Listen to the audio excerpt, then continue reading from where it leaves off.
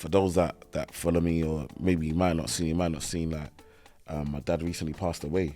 Before, bro, I used to say I wanna die a millionaire. That was the thing for me. I'm gonna die when I'm gone. I'm gonna die a millionaire. And like seeing so much people come to the house, and so many people just share stories of interacting with my dad and so forth, and they kept saying he was a good man. I changed my mind. I said to myself, when I die, I want to die a good man like my dad.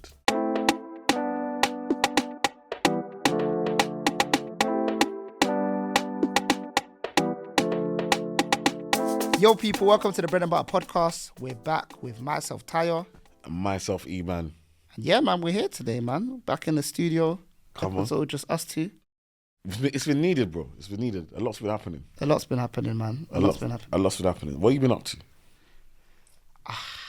It's so crazy because every day it's like life is life and you're just battling. And then when someone asks you, it's like you can't even remember. You're just happy to be on the other side of it. But like, yeah, a lot's been happening, bro. Just I've had weddings, just a lot of life events, people around me. Yeah. And even myself with the kids are getting older. Yeah. You know what I'm trying to say. So just it feels like it's all happening. You just gotta, it's a weird one, isn't it? Like every day is a new day. Like you don't try and do everything at once, innit? Of course. Do you get what I'm trying to say? And sometimes, I will say particularly as a man, it's kind of like there's a lot of pressure. Yeah. Because you almost feel like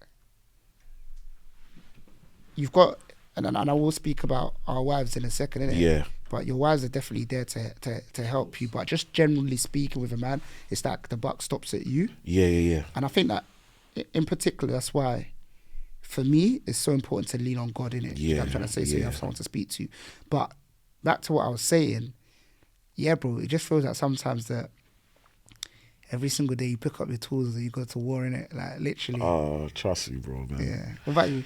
Yeah, similar. Like you said, like it's been a mad time, bro. It's been a mad time. So, like, for those that follow me, or maybe you might not seen, like, my dad recently passed away, and for the family, it's just been a crazy time. Do you know what I mean? I think sometimes, like you said, as men, the buck stops with us.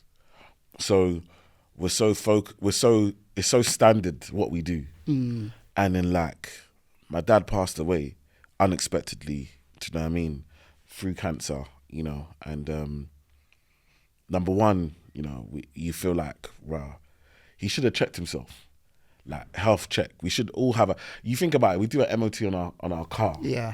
Like how often do we do an MOT on our health? We wait until something goes wrong before we go and check. And some people do that with their car. They wait until the warning lights are on the dashboard before you say, I need to go and speak to somebody now. Or even they can feel this clutch isn't feeling right.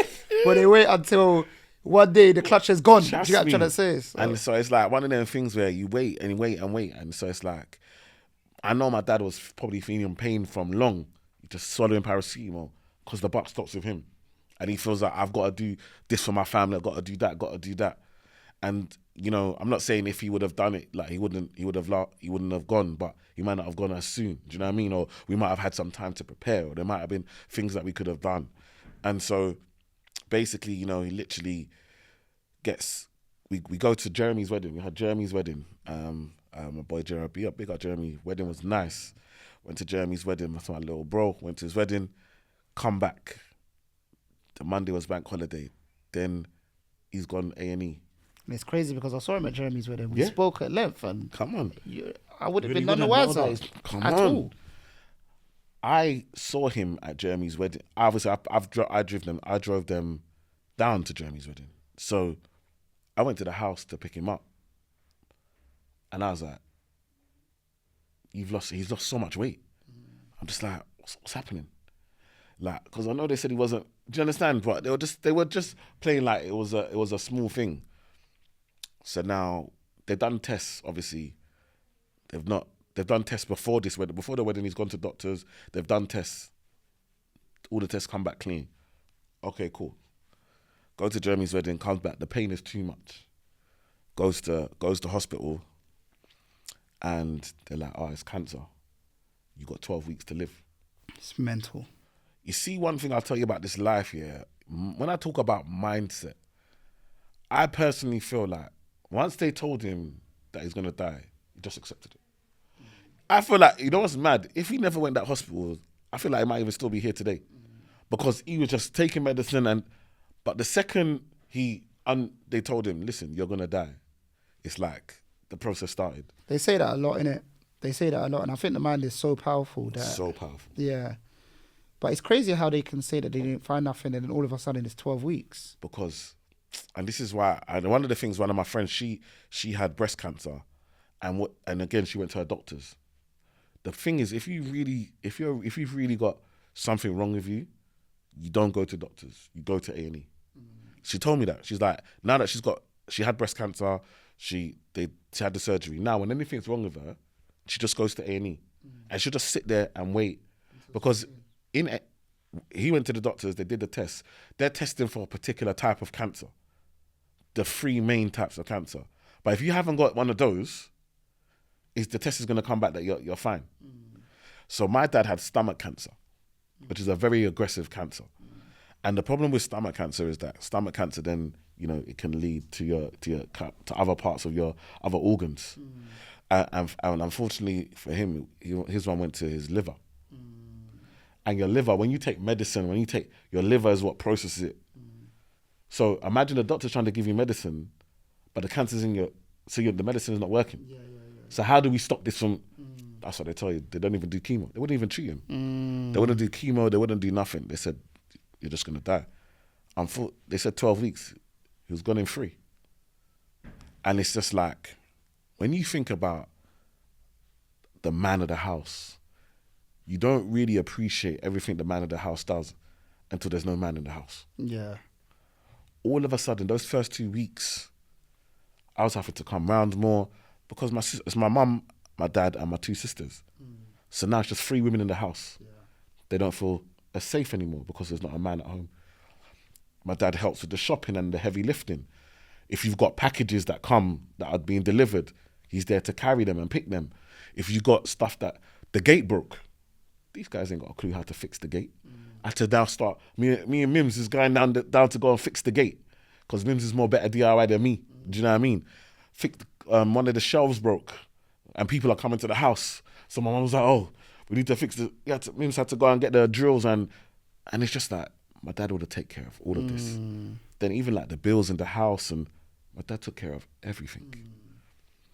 And all of a sudden it was just like, it's gone. And the world says, you must carry on. That's the craziest part. That's the craziest part. Especially when you yourself have dependents and people that you got to look after, as well as the people that were left behind. So it's kind of like you're grieving as well, but you have to look after your sister and your mum as well, your sisters and your mum. Then you have to look after your wife. Yeah. Then you have to look after your kids as well. So it's kind of like. And the maddest part for me is that, and if you've followed me, you know, man, there's a good period of time where me and my dad, we didn't get on. Because I didn't do well at school. I didn't do a GCSE, college, university. Think about that. So that's from 11 years old to like 21. Yeah. Remember, I even repeated 1 year at uni. So when most people do 3 years, I did 4 years. My dad repeat. Yeah, it's not in the game plan. It wasn't in the game plan. Come on, I've born you to repeat. Oh, these men are taking it on their head like it's personal to them. So for that period of time, all I wanted was like my dad to be proud of me. And my dad was proud of me. 100%. But I didn't see it because I wanted him to be proud of me in a certain way. And he was proud to always be my dad, but he just wasn't proud of my actions. And I couldn't, at that time, at that young age, I couldn't understand the difference between the two. And so it then became this big wedge. Like, we just drifted apart. Do you know what I mean? And obviously, I'm a mummy's boy. So my dad had to study and do security. So he wasn't really at home. So it was just me and my mum. And then obviously my sisters, but me and my mum, I'm my oldest child, really close. Me and my mum are very, very close. So my mum kind of filled in that gap. Do you know what I mean? For me. And then obviously once I then got the job at Barclays, became a financial advisor, and then we started to get closer. Then once I had got married, since I got married, do you know what I mean? Me and my dad have been so close. And it's like, I finally got the dad. We finally had that relationship I always wanted. Yeah. I always dreamed of. And then God just took him. And so it's just been so painful, like, because I just feel like all these wasted years that we weren't close. And I know that sometimes you have to go through certain things for other things to make sense. Yeah. Do you know what I mean? Yeah. So if we were close those times, we might have been different at a different time. At an older age. At an older age. Where you're actually a man. And I need that man. Yeah. Because me and my dad, I needed him, because when I became a husband and a father, that's when I really needed that example. I really understood what my dad, because it wasn't until I became a father, I was like, how was this guy doing this? Paying all the bills, doing, like, you don't appreciate it, bro. Until you're in it. Until you're in it, and you're like, I've even got Mims helping me. Mims is working, Mims is making cakes, Mims is contributing. Like, my mum was contributing, but then she got sick, so my mum he's been handling everything for so long. And even some of the stuff in the earlier years, they may have been lessons so that you know how to be the best father for your children. Exactly. Do you get what I'm trying to say? No, definitely. So that was hard. And then, like, the other day, Kumi, your younger brother, got married. So we're at the wedding. And obviously, if you guys know, like, I call Tayo's mum and dad. And, you know, Tayo's dad is my first ever client in real life. First ever person to say, here's my pension, look at it for me. And Tayo's mum is, I don't think, other than I don't think there's any adult that I'm closer to other than my own mum to Tayo's mum. Do you know what I mean? Like, relationship between me and Tayo's mum is unbelievable. You guys will never understand it, but we are super close, and we talk about everything. And the first time at Kumi's wedding, when I saw them, I was like, oh, that's Kumi's mum and dad. And they were dancing in at the wedding, and I was like, I can't dance with my mum and dad no more, because my dad's not here. And in the middle of my man's wedding, I'm just bawling for no reason. It wasn't the right time to cry. The time to cry had already passed. And I couldn't stop my eyes. But I guess I've got to jump in, because there's no wrong time to cry, bro. Do you get what I'm trying to say? Like, it's the gravity of it is just crazy, bro. Do you get what I'm trying to say? And you don't know when the emotions are going to build up and hit you. It's like uncontrollable. It's like, it's not something that you can control or schedule, for example. Do you know what I'm trying to say? Definitely. And I thought, because we had buried my dad already, I thought I hadn't cried since the funeral. Because, you know, we gave him a good send-off, done the funeral, and so I hadn't cried since. So I thought, okay, I'm good. And it's like, it hits you. And then I realised that I spoke to some people and they said, you know, it can take 7 years to grieve. Do you know what I mean? The grieving process can take 7 years. I wasn't even 14 days in. Do you know what I mean? So it's like, okay, cool. But even at the wedding, like, I'm leaving, and Ty, you see me like, bro, you're not going, are you? And like, I told you, and you just follow man to the car, you talk to man, and just, like, I think in life, sometimes, one thing I can say with my dad dying is I realised that I'm loved. And like, sometimes you don't realise the people around you until you're in a very dark space, in a very hard time. Like, it was a very, very hard time. But when you've got so much love around you, it makes it hard for you to remain in that dark space, because you're surrounded by light. Like, you know, even I don't even need to say anything, but like, even like things like the podcast, Tayo just pay for the podcast. Like, normally we meant to pay. It's like, bro, I know you got mad expenses right now. I'm just gonna cover it this month and then we'll sort it. Bro, you see little things like that. I know it's nothing to you. It's not a crazy money or whatever, but it's like, when you got people around you that are just like, what's the 1%? What's the little thing I can do to make my man's life just that little bit easier?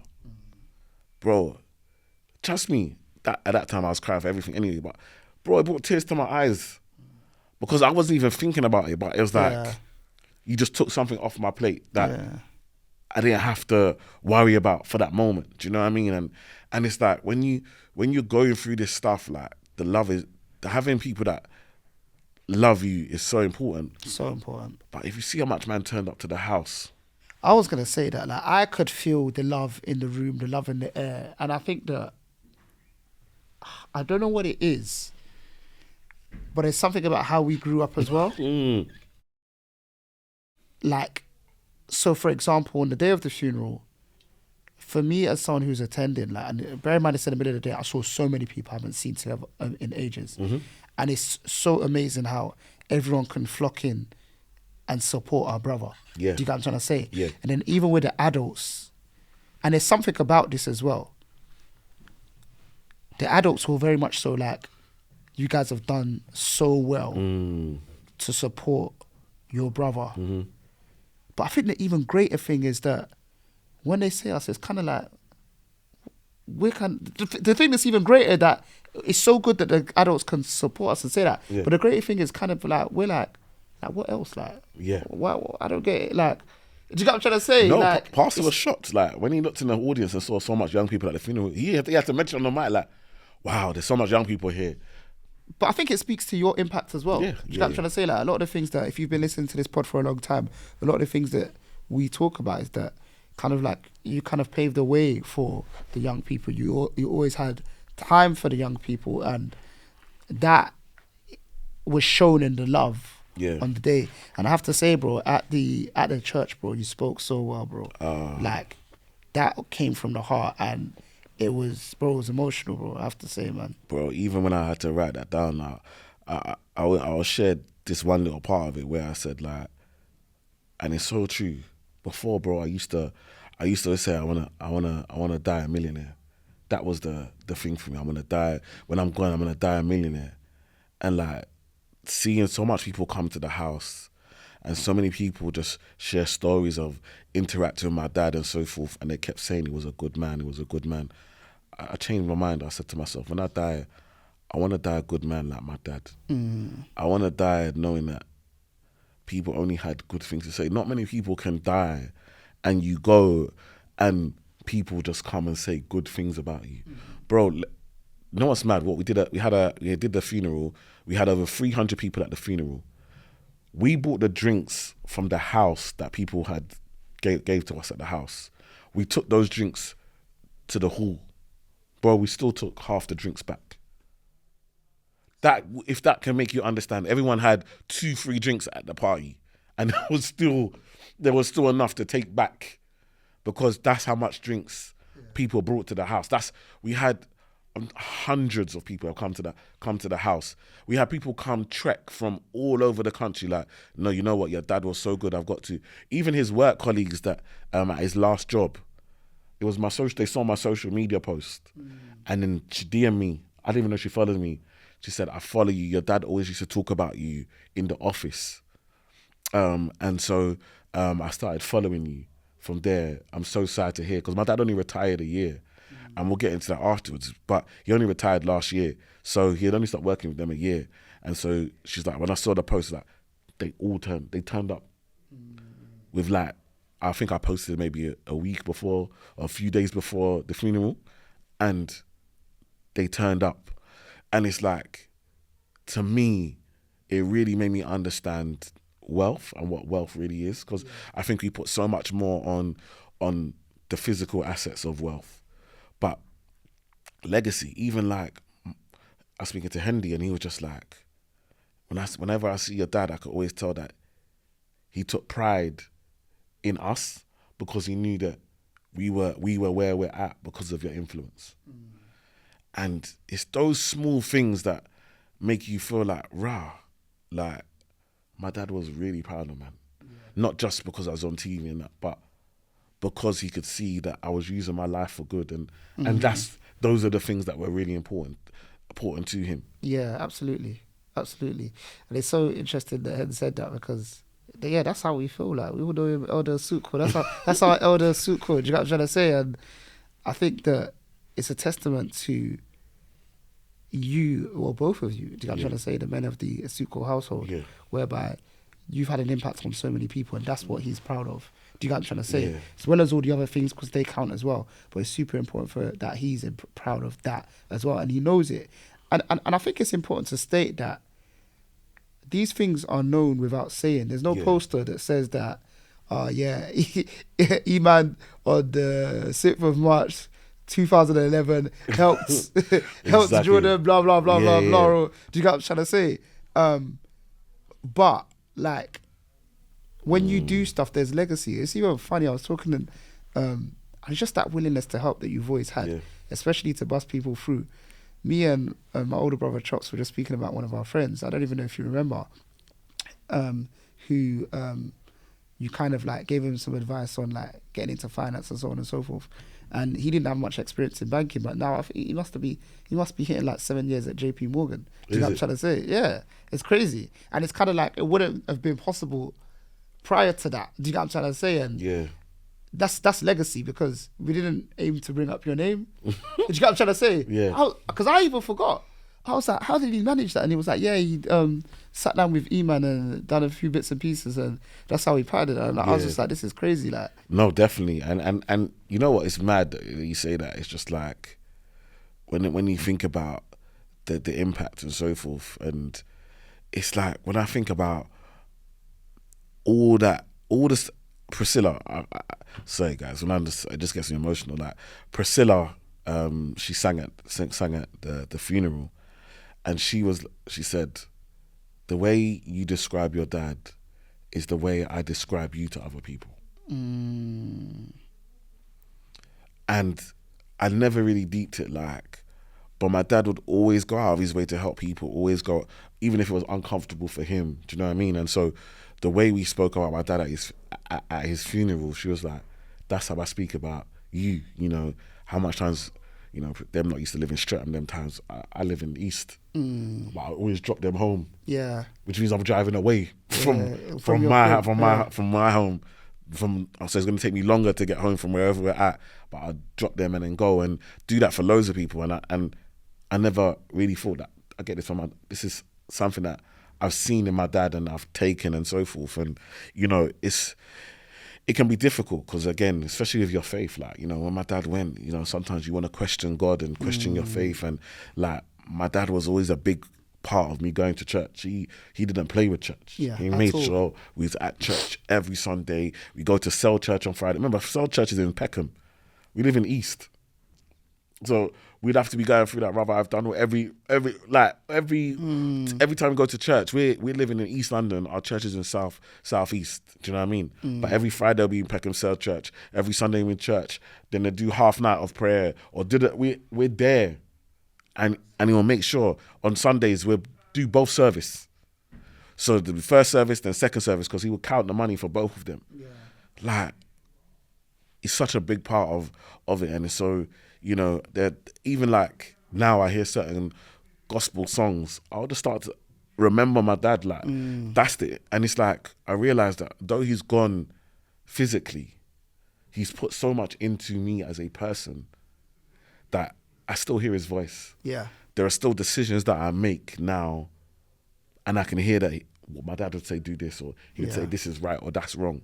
And I think it's so important in regards to like parenting and being a role model, that, you know, you understand that your legacy is so far beyond that. What will people say about you when you're gone? Yeah. Do you know what I mean? Yeah. Because there are people that have loads of money and they have only 10 people turn up at their funeral, and all of those are the 10 people that are inheriting from them. Yeah. Do you know what I mean? No, facts. And they might not even really want to be there, but they're just there to show face. When people are, like you said, it's the middle of the day, middle of the week, and people are turning up to show love and support. People are, you know, coming up. People wanted to be involved. Do you know what I mean?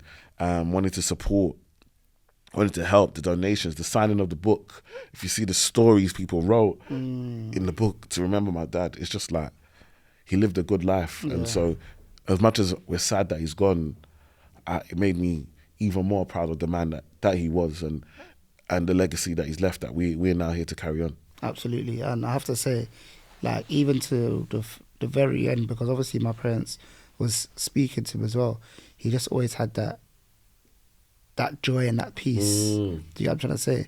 Like everybody has said that, which is super, super important.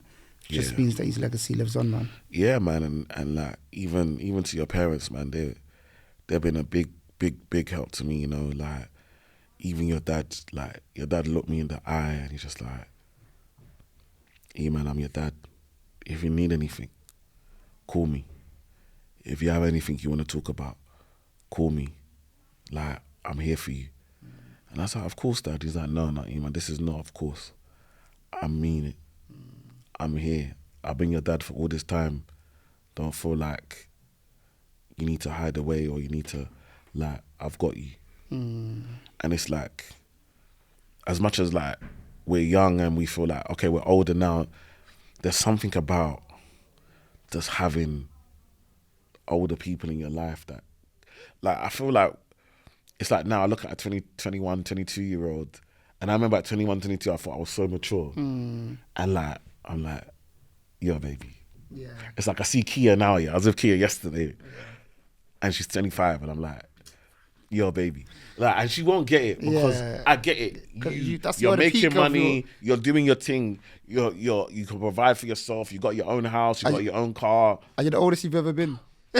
You know what you understand? You're the oldest you've ever been. So to you feel like you're so mature, you feel like you're so big.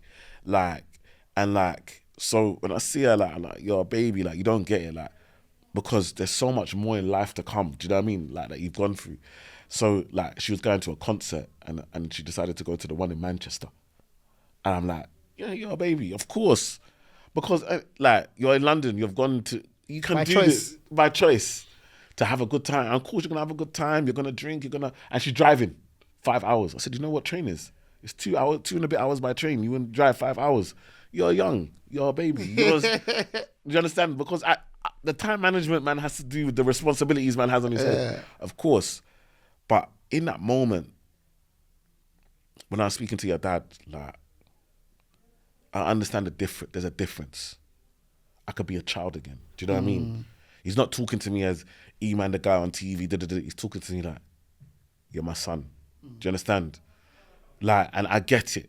Like, as parents, like, they'll always see you as a child because they brought you in. Like, no matter how old you get. Like, me at my big age, I was talking to your dad and I felt like a child. Yeah. And I needed to feel like a child in that moment. I needed to understand that there's levels. Do you understand? There's experiences that people have gone through before you. Yeah. Do you understand what I'm trying to say? No, facts. And so I think for me, I'm lucky. I've always leaned into it. That's why I get on so well with your mum. I've always leaned into it. I love surrounding myself with older people and they're just telling me stories. Because when I was a financial advisor, I was 22. Most of my clients were in their 60s and I'm doing their pensions. But they'll give me, I love learning from them. Yeah. So they would listen to me. They'd be like, oh yeah, I got a grandson your age, or you know what I mean, and so forth. Like, there's something about surrounding yourself with what the counsel of wisdom. Like when you have older people that can just drop gems for you. But I think sometimes when you're young, you don't want to hear it because you think these men are not hip, these men are not cool, they don't understand what it is today. But you see, in that moment when I was with your dad, it's nothing to.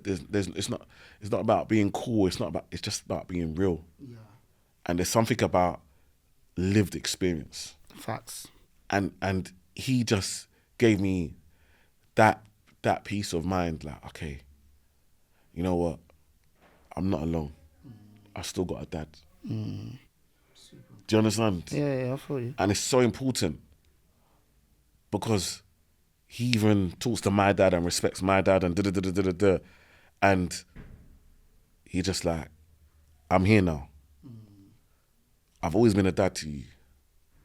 But now your dad's gone, now you got me. And that's a blessing, bro. Not many people can say that in their lives, that some people don't even know their biological dad. They never had a male role model in their life, let alone for me to lose my dad and know that I've got father figures that are ready to step into that void. And that meant a lot. So I feel like